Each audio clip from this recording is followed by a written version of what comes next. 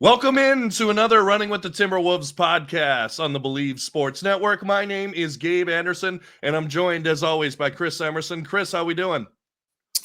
We're doing good. It's time to buckle down and get this game 3 win, and then we're all okay. So yeah, we're doing all right.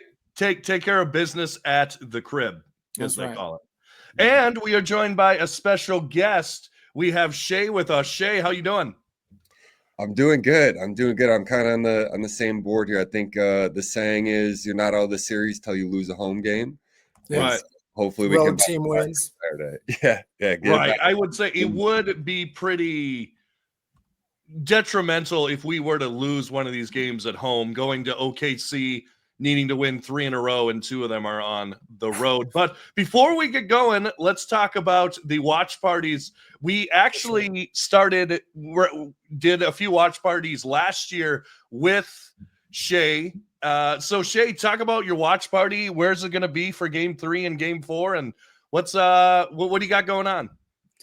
Yeah, so we're at a place called Tender Lovin' Chicks in South Minneapolis, and the energy in these watch parties for these games have been phenomenal. I mean, these diehard fans that come in, it gets noisy, right?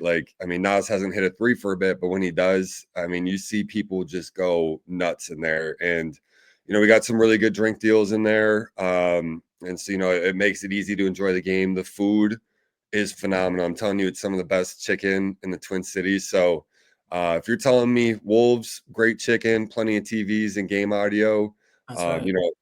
head over to Tender Lovin' Chicks in South Minneapolis. We're going to be wrapping up the playoffs whenever we're done over there and having watch parties. But it's been a ton of fun. The owner, Keith, he's done a great job of just welcoming the Wolves community, making sure everyone's taken care of. So it's been a fun environment, and it's been a roller coaster of a season, but we've had fun with the Thirsty Pups community watching these games.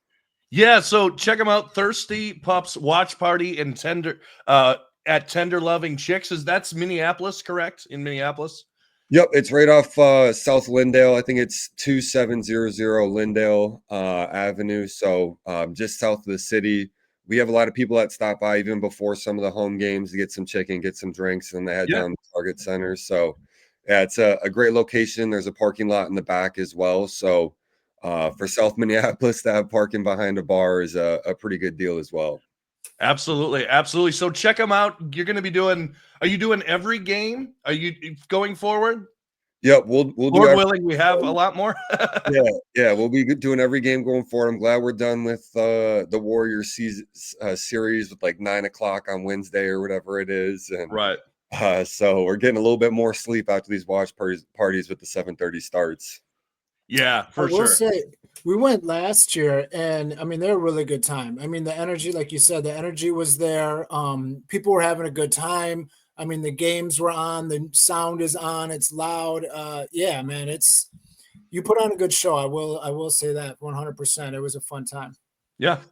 Very memorable time. Yeah. Yeah, I appreciate you guys having me on too. It's always fun chatting Wolves basketball with you guys, and it's just fun being a part of the Wolves communities. We've been in hiding for about 20 years, and in the last season and a half, maybe it's just been fun to be out with your fellow Wolves fans, so it's just been a great experience. Yeah, a kind of a community, because like you were mentioning, you go to a watch party in 2015 and like what it's like, what are we doing here? Like you go to a Wolves watch party in like 2015 and they might change the channel on you. Oh yeah. Like, dressage is on or something. Yeah, you got to pray that the Wild aren't playing just to get the Wolves on a TV, It's more like a support group than a watch party almost. Yeah, exactly. So check them out. They'll be doing Game 3 tomorrow or today, depending on when you're listening on this. Tender Loving Chicks in Minneapolis. Come on by. So let's talk about the Wolves, and let's just start with it. Shea, your overall impressions from Game 2.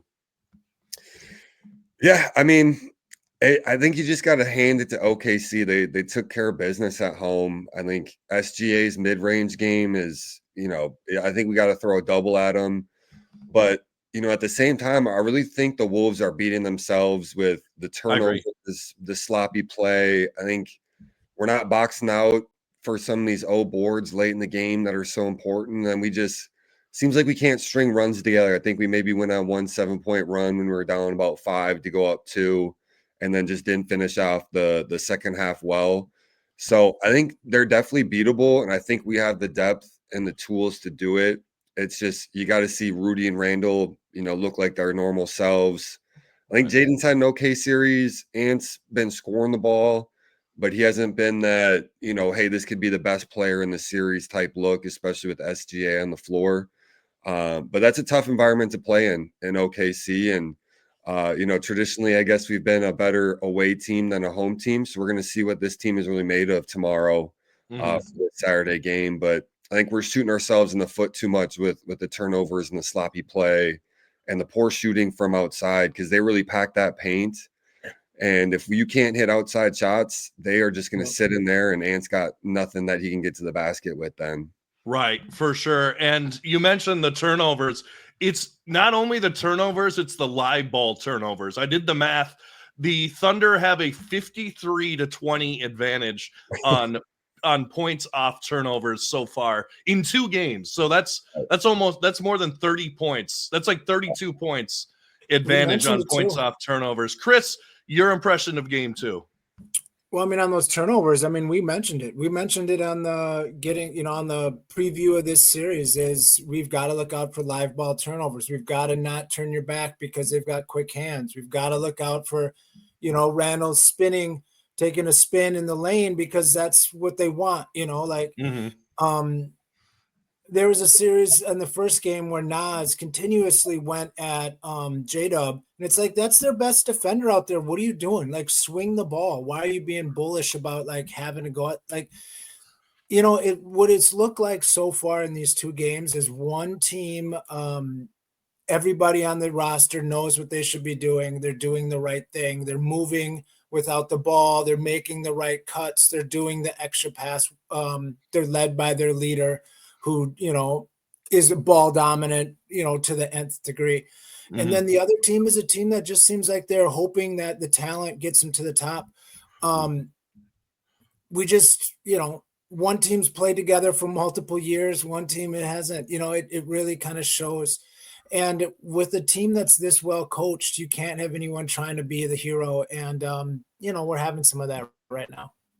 Right. And I want to go to Shea. Do you think that the Wolves should have, or Chris Finch should have thrown Randall out there in the fourth quarter? I'll give my opinion first. I don't think it would have made any difference. Because you're already down 23 going into the fourth quarter, and Randall wasn't shooting that well anyway. And it's kind of a flip, where most of the time we're saying, hey, where is Naz Reid in the closing seconds? Where is Naz Reid in the fourth quarter? This time it was all Naz Reid, no Julius Randle. Do you agree with Finch on that move or no? Yeah, I think that's tough, right? I think Randall's been so good for us through this playoffs. I mean, he's got kind of this one stinker game that he had this last game, or kind of the second half of last game, and then coming into this game.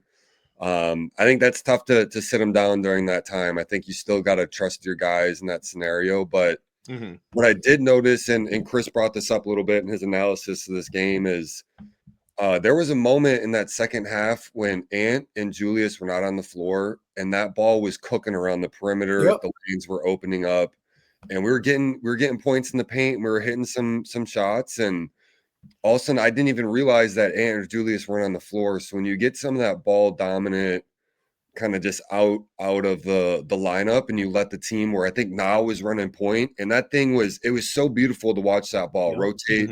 And then attack on the closeouts. And, Nas hasn't been shooting well. So I think you still just got to stick with Julius with closing the fourth, especially if you've been doing that all year. And Nas, I mean, I don't know what to think about Nas in this series. A lot of people are talking about, do we even re-sign him now next year? And I don't know if we go that far to not.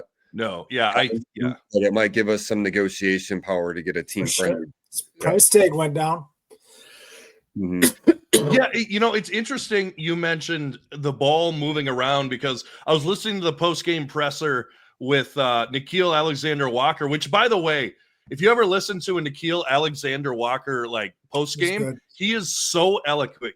He's going to be a coach once he's done. But he was talking about how in game 3, the Wolves need to play with pace.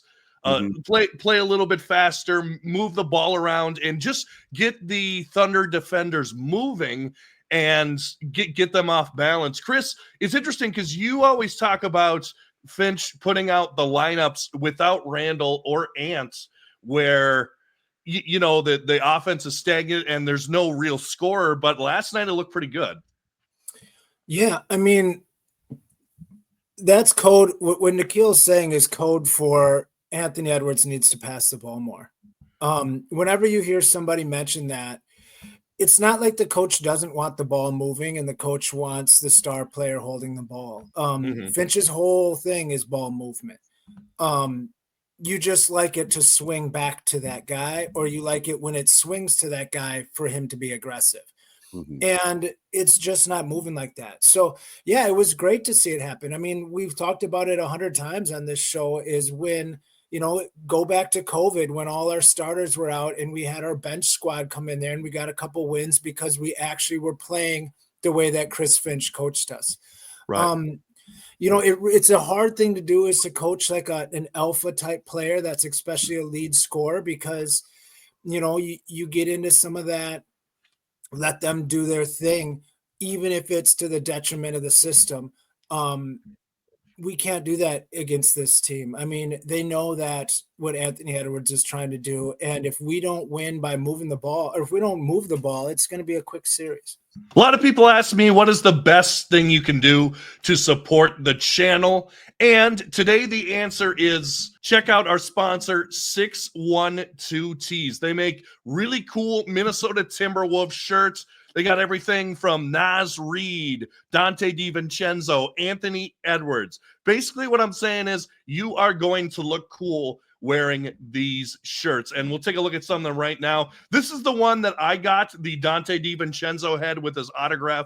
Love that one. I also love this one as well, the 1-800 Reid. And Cole is his name, great local company. He's always coming up with new shirts. So if you're looking at this or listening and say, I need a new Wolves shirt, I need something for my wardrobe to wear to maybe the Thirsty Pups watch party, or even just walking around town, walking around Minneapolis. Check them out, 612 Tees. The link is in the description, and use the promo code RUN30. That's RUN30 at checkout to get 30% off your first purchase. That's RUN30 at checkout. Thanks so much to 612 Tees for sponsoring today's episode, and let's get back into it. And what's interesting is the Wolves, they're not coming out and playing too bad. Sometimes we like to dog on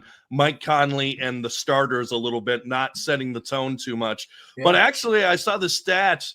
The starters who are the most used lineup so far against OKC, small sample size, they're actually a +3 and shooting somewhere near 50% from the field. And I saw another stat. Mike Conley's like a plus, I think it was 51 in the series. Everyone, or maybe it wasn't 51, but a +19 in 51 minutes. That's what I should have said. So Conley's actually playing pretty well so far, at least analytically, although we have seen that all year, Conley being kind of a plus-minus darling. But what have you seen out of Conley and a lot of the starters setting the tone so far this series, Shea?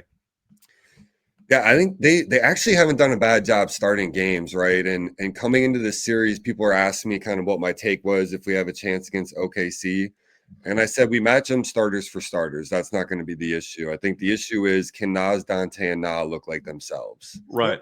And I think we were worried about that, right? And coming in from the last Warriors series, I told people if those three play like that against this OKC team and we lose those bench minutes, we are not going to stand a chance, because these guys coming off the bench for OKC are, I mean, you got Caruso coming in. He's a dog. I mean, that guy, he plays hard and he's going to make you work for it. And I mean, if All you those guys are. I mean, that Wallace guy, he's a dog. Like Wiggins plays hard. Dort, and they know their roles. Yeah. Yeah. And I think sometimes the bench tries to get too creative. So I don't think this, I mean, Julius obviously had a stinker of a game. I think Ant's been fine. I want to say that I love Ant and he's only 23. But when he starts chucking up those hero shot threes, when we have a little bit of a momentum and he's not shooting very well, that just it deflates the team so much, right? There's no ball movement. He comes down, he hooks up a three, and then you have other players that are upset because they're, people just want to get touches sometimes. They don't necessarily need to get shots. But when those guys aren't getting touches, it can really frustrate them, especially guys like Rudy. But I think we've almost tried to force feed Rudy a little bit too much. Sometimes he's got to realize he's 7 feet tall and just be able to lay that ball in the basket. And I think that would open up the series. But I don't think this series is going to be won by our starters. I think it's going to be won by our bench and those three main factors. And I want to see Clark and TJ get some run. I mean, OKC's deep. We look like we're beat in the fourth quarter. We need some spark plugs somewhere. So I think we got to try some things, and maybe that's on Finch, trying to run the dogs a little bit too much. But it might be time to go a little bit deeper in the bench to try and match OKC's depth and maybe try a little bit smaller. We saw a smaller lineup work a little bit better in that fourth quarter as well. Right. And you mentioned Jalen Clark. I mean, when we threw him in game one, he didn't come in and like hit 6 threes, but he had some offensive rebounds. He got to the line. He did some things when no one else was really doing anything. You mentioned Nikhil, Dante, and Naz. Game one, they were 5 for 28 from three, 7 for 36 from the field. Much better in game two, and a lot of this was Nikhil Alexander-Walker, 5 for 15 from three, and 11 for 24 from the field. Game one, it felt like they were just chucking every time, particularly Dante DiVincenzo. Just felt like every time he had the ball, he was just chucking up a three because he felt like he had to. But Chris, what do you think? These guys got to play better, no? I mean, we all have to. I mean, the whole team, this is a Western Conference Finals, and this is what we've been preaching. Anthony Edwards has to play like he is an MVP candidate, and he hasn't. I mean, he's put up numbers because when you're the lead guy, you're going to get numbers. Like, that just happens. He hasn't put a stamp on it. He hasn't been really that impactful. I mean, here and there, but it hasn't been like, holy cow, this is an MVP performance we're watching. That hasn't happened. He needs to do that. Right. Randall needs to be 20. Give me 20 points every game. He didn't do that, we were talking about fourth quarter. He still played 31 minutes. Like, he played a decent amount of time. I'm fine with him not playing. He just needs to play better, And he's a tricky guy because he likes to be in the chaos. That's kind of his game, is to be in the griminess. And that's also what OKC loves, because like it or not, they get away with a lot of grabbing. And when you're a big guy that's, relies on getting to the line and making contact, that's rough. But yeah, the others need to play better. And if they're not going to play better, we're going to lose. Like, Naz has to play like the sixth man of the year. Like that, all those things have to happen at the same time for us to win this series. And if they don't all happen, then it's fine. We had a good year, but it's over. Right. And I thought Nikhil Alexander-Walker had a great quote in the post game. He says, in the regular season, we were able to wear teams down and put them away. This is a team you can't do that against. And I totally agree with that. This is a well-built team. Me and Shea were talking before the podcast. The Thunder, obviously they fell last year in the Western Conference semis, but they went out and had 2 huge contributions to their squad. They got Alex Caruso. They got rid of Josh Giddey for him, which people think, oh, Josh Giddey's a triple-double machine. But it's almost like the Rudy thing in Minnesota, right? Where it's not necessarily the stats that stick out. It's just the little things that he does. He's a better fit for the OKC Thunder with the needs they have right now. And who knows?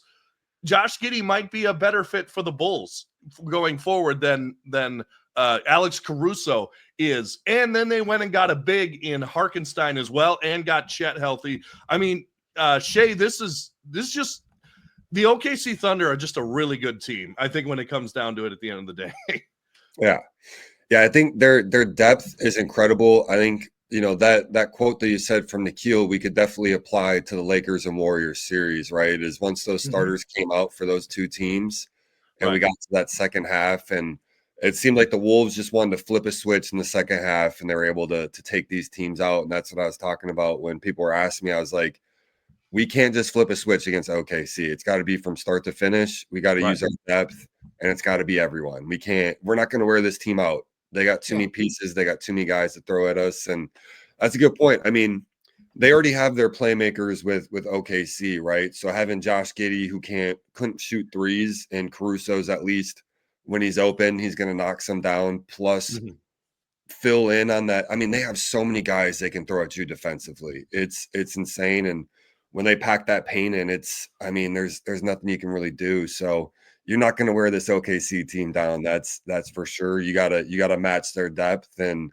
that's where I think Finch has to bring some more guys in here to either generate a spark or keep guys a little fresher for that second half. Because I think in the first half it's been close games through the first half, hasn't it? I guess we're down 8, but it's still a very reachable game. And we we were down 2, and I looked up and I was like, oh my gosh, we're down 8, and then there was only like a minute left. So I think the first half has been okay. For some reason, the second half, we're just getting stuck in some type of muck where I think Chris was touching on a little bit. We've been such a bad transition team. So those live ball turnovers, but Ant, Julius, and Conley all walk the ball up the floor. We got to find a way to get out and run. And I think that's maybe where Terrence Shannon can fill a good role of getting out in transition.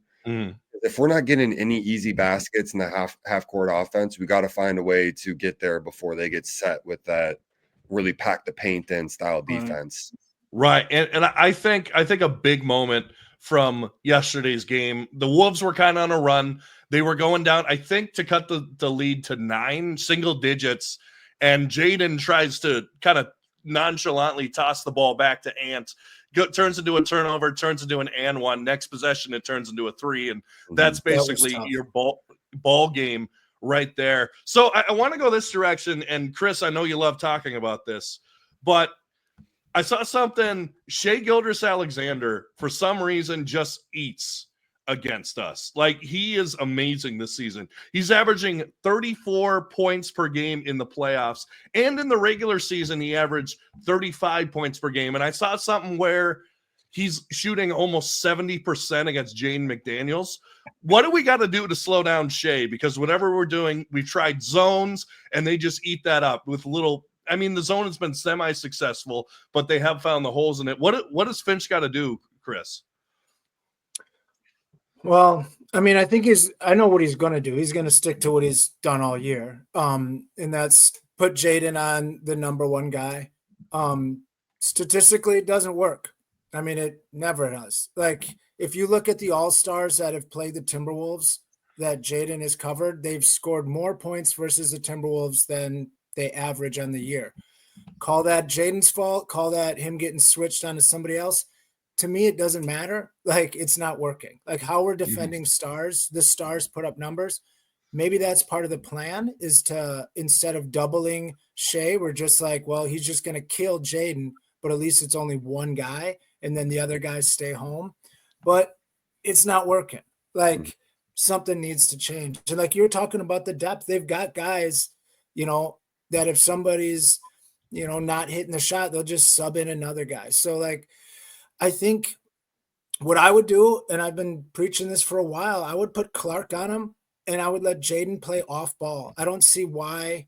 I would have Jaden start at center. I know that's another old thing I kick around, but who on this team is going to crush Jaden on post play?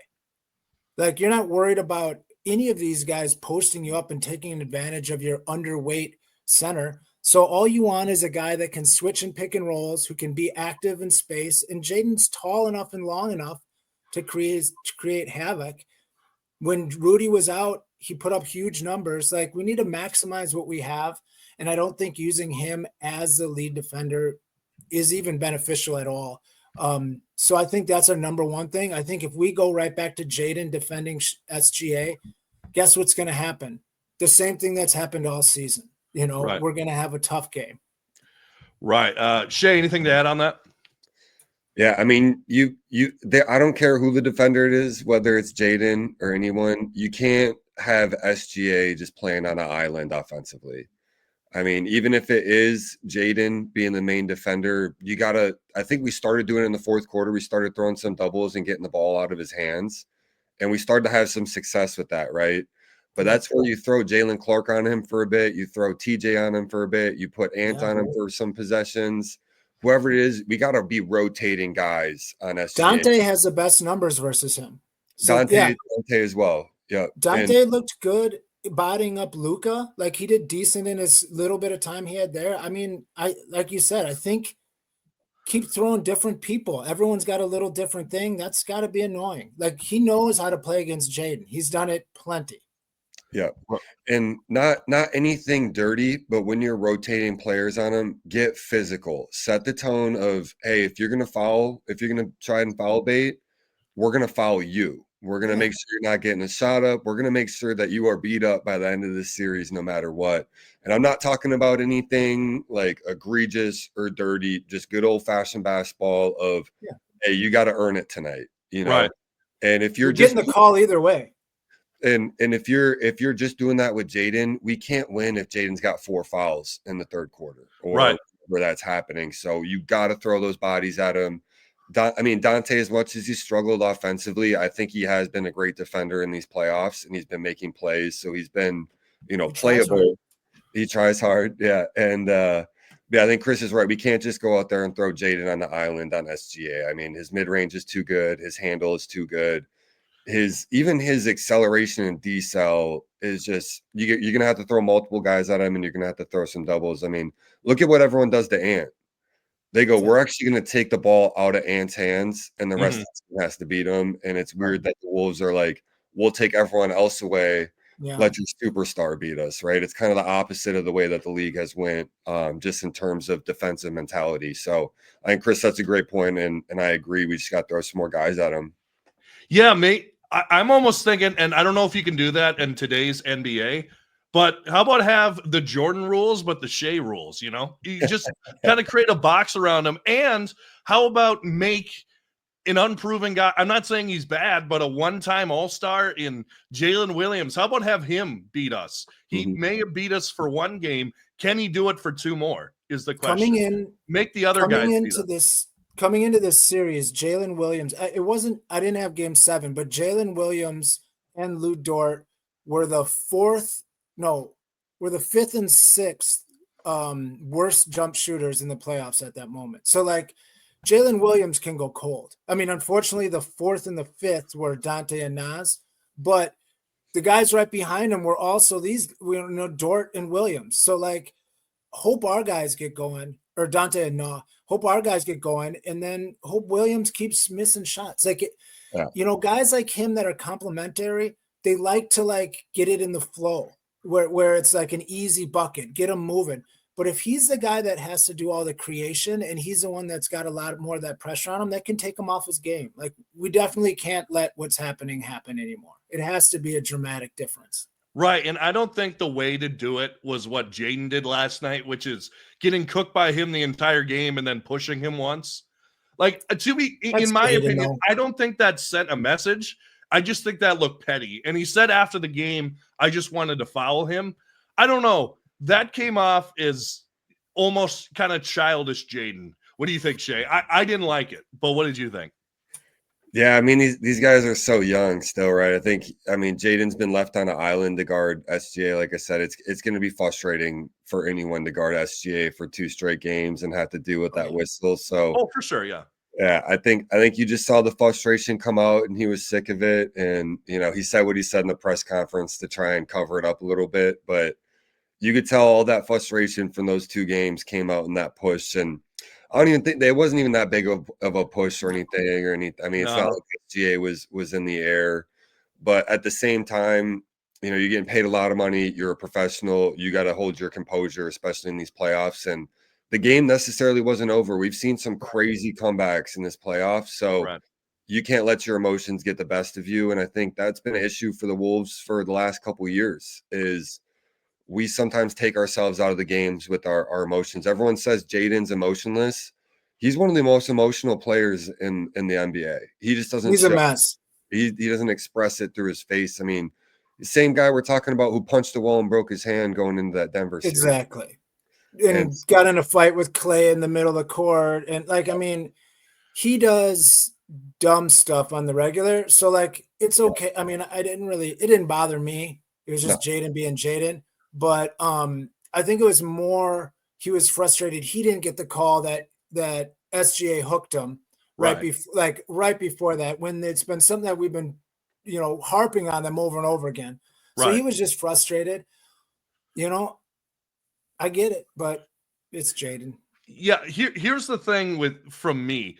How I saw it is, it's like that guy at the gym who's easily gets mad, and let's say I hit like 3 or 4 threes in a row on him, which doesn't happen that often, to be completely honest. But let's say that happens, and then he hits me with a hard screen for no reason. It kind of came off to me as not like, hey man, you're gonna have to earn everything. It was kind of like, okay, you beat me, and this is how I'm going to respond. I'm just going to push you to the ground. Yeah, that's what it was. And it wasn't like early in the game either. It wasn't like setting the tone. It was like, okay, this is essentially it. Then the free throws didn't give them the game, but this is me giving up. I'm just going to push you, and then the game's over. So that's how it came off to me. Maybe it came off differently to different people.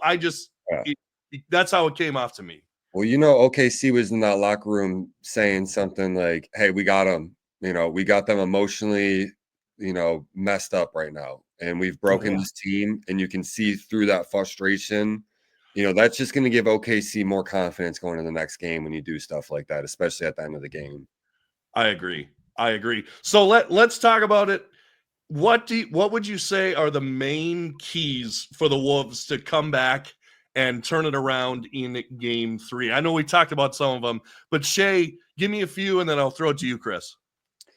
Yeah, I'd say my top 3 is we need to get into an offense before they set that defense. I mean, it's just, and number 2 would be throwing, like we talked about, multiple guys at SGA and doubling him and making J-Dub have to beat us. And if Jaden is off ball and he can guard Jalen Williams, then that's going to be, they don't have any creators at that point. Throw 2 guys at SGA when he swings at the J-Dub, and you got McDaniels on him, then that's going to cause some issues. It's going to be a different look. When we went to that zone, all of a sudden Caruso hit like 3 little bunnies in that space, and there was no guarding.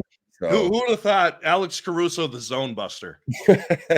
Right. And then the third one, as dumb as it is, we have to hit threes. We have to look like the regular season team that could come in there and shoot 35-40% from 3 in games, because they're going to pack that paint until we hit shots. And until we can prove we can hit shots, that paint is going to be packed, and that's going to take away Julius. That's going to take away Ant, our 2 playmakers. Yep. And Conley can't be the only guy hitting threes, and he can't be our only guy in the positive. So I'd say that third aspect is, you just simply have to hit open shots. And we were getting a ton of open corner threes. Oh yeah. We're just not hitting them, The Thunder they're actually one of the highest leading teams in the NBA of giving up open corner threes. And I mean, that's how you beat them. And not a lot of teams did it this year, but yeah. I think we were one of the best corner 3-point shooting teams, at least through the playoffs, or it might have been the regular season. So when I looked at that, I was like, oh, we're going to kill them from the corner from 3. But then Nas and Jaden and Dante and they're just not hitting them. It's frustrating because we've seen them hit them all year. It's like crazy. Yeah, and it was interesting. I forget when it was in the game. I think it was first half. But there were 2 consecutive plays where the Wolves were moving the ball. Someone drove baseline and found a wide open shooter in the corner. And I think they missed them both times. But after that, after that play, I'm like, that was beautiful. That's how it's supposed to look. That's how we beat OKC if we're going to do it. You just got to finish off the shot. Chris, what do you think? keys to turning it around in game 3? I mean, a lot of what you guys are saying. Ball movement has to be it. I'm gonna say here's I'll pick 3. Number 1, Dante and Nas need to both have 3 3-pointers each. They have to. I don't care if they took 15 of them. They have to at least make 3. Like, I want those guys stretching the defense, being impactful. Like, 3 is not asking a lot for those two guys. That needs to happen. We need to have less than 4 0-pass offensive possessions. That shit pisses me off. Like, when I see a 0-pass offensive possession to a like Mike Conley 40-foot, like, what are we talking about? Like, especially when it's the other guys. But when it's Anthony Edwards and we don't even pass it once, like, come on, dude. There's no way that's approved by Finch. No way. And 3, I need 3 Rudy Gobert dunks. And this, to be honest, has nothing to do with Rudy Gobert. I don't think when people get mad, and I've talked about this on here before, about Rudy Gobert scoring or not scoring, that's the other people's fault. Like, Rudy Gobert scores when he's given an easy bucket because, like, that's how it's supposed to work. Like, he's not dream shaking anybody for a hook shot. He's not getting hot from the mid-range. Like, that's not happening. So if he's scoring, it's because the ball movement's there. Anthony Edwards isn't being too greedy. We're dropping it off to the dunker spot when it needs to happen. Like, that's how he scores. So he needs at least 3 dunks. Those 3 things happen, we win by 8. I mean, how many dunks has Hartenstein had? And he hasn't even had the dribble. So I mean, we gotta, and you see how demoralizing it is to the defense just to throw those lobs over the help defense. And I think Chet got some too. And so I think that's a great point, Chris, is getting Rudy those easy dump offs that means we're beating our defenders and getting to the paint too, right? Yeah. And the flow's working. It means the flow's working right. Like, we know what you're doing. We knew you were going to come and help out. And here's our chess piece, checkmate. Like, it means that the offense is working. When Rudy's not dunking, it means that the ball's not moving. We're playing too much hero ball. The system isn't working. And we can win that way, but we need someone to go for 50. We need like a Superman performance. And those aren't sustainable. So, like, I'll take it if it happens, but I'd rather have ball movement and a pretty looking game. No one's going 50 against this OKC defense. No. Right. And the thing is, something that Shea was mentioning, it's a make or miss league, right? So the only way that we are going to get the paint open in order to hit Rudy on alley-oop dunks and little lobs and dump offs is if we start hitting some shots. Because if we're not, they're just going to pack the paint and nothing, and we're not going to be able to attack at all. And like I mentioned, it's a make or miss league. That's a lot of it. As much as you want to say, oh man, the OK defense is amazing, which it has been. It's been great. It's really about making shots and not turning the ball over, in my opinion. I mean, like that stat that I mentioned earlier, 53-20 points off turnovers. So that's basically the series right there. And against a young team, this is a completely different team than the Lakers or a Curryless Warriors. I mean, you look at the Warriors, they're old. They got Jimmy, they got Draymond, and then a bunch. Buddy Hield's old. Just a bunch of random people. Cam Spencer. The Lakers, they're old. They got the oldest guy in the league who's like 40, LeBron. They got a banged up Luka. They got Austin Reeves, who's young but almost plays like he's old. They're very methodical players. This is a whole different can of worms where you got Shea attacking, Jalen Williams attacking, Chet's young. He can hit a spin move and hit a little floater. And one other thing I'll say, I wish that I could give Rudy Hartenstein's little floater.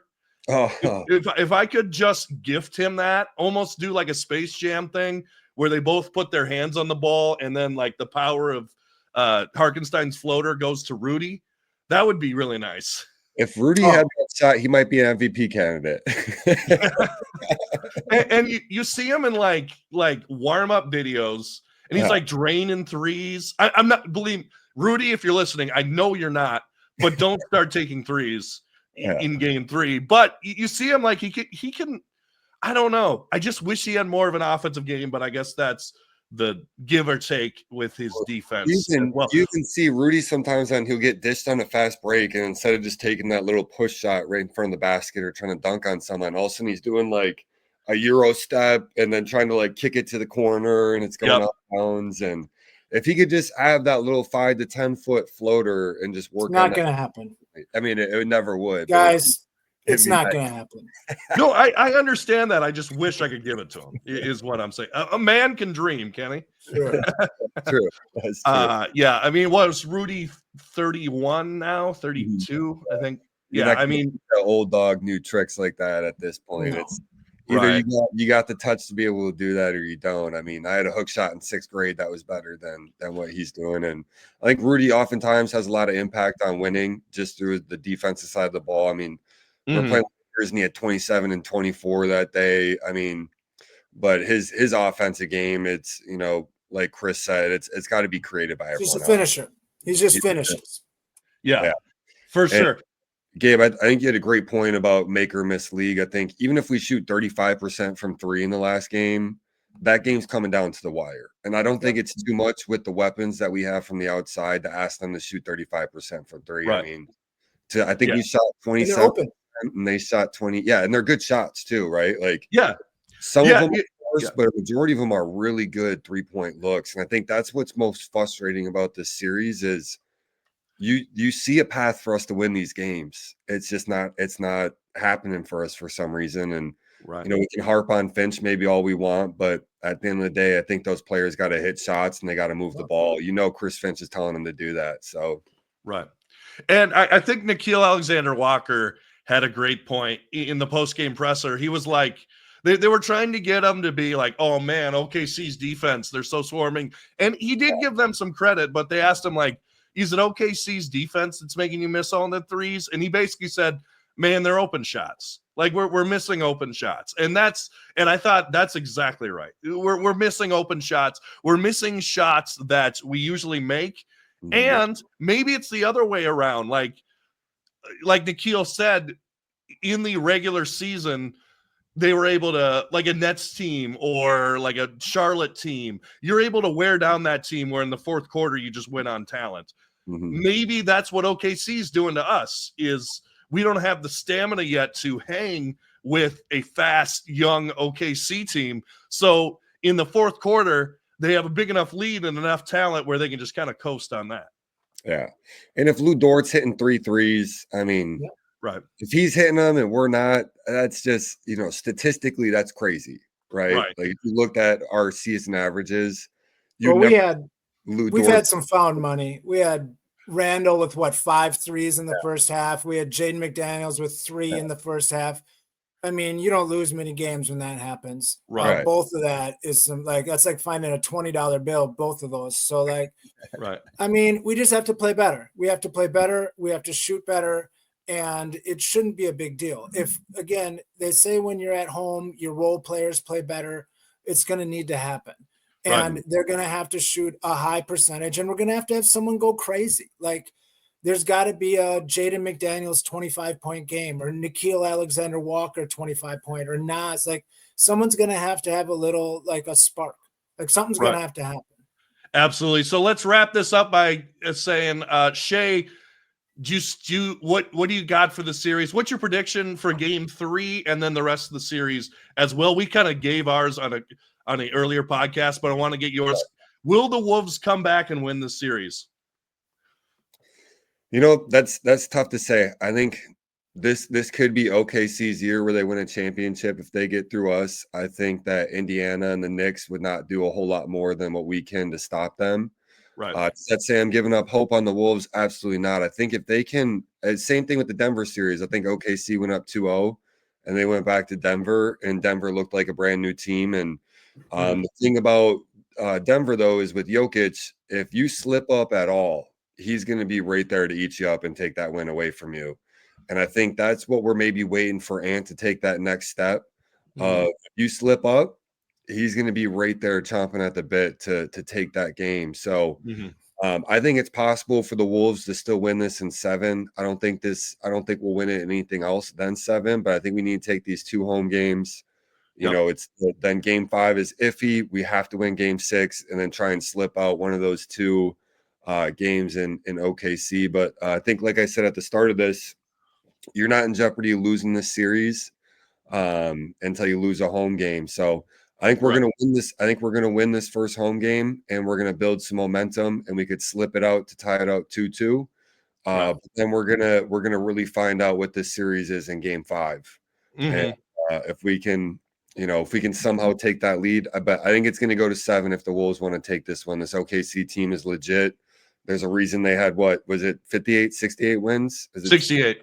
Yeah, I mean, that's an incredible amount of wins in a regular season. It just shows how deep they are and how much they've been through and how much chemistry this team has. The Wolves are going to do it. It's going to go 7. Right. For sure. And just 2 stats that I found, I just want to share with you before we get going here. 15 out of the 21 teams to win 65 games or more in the regular season have won the NBA championship.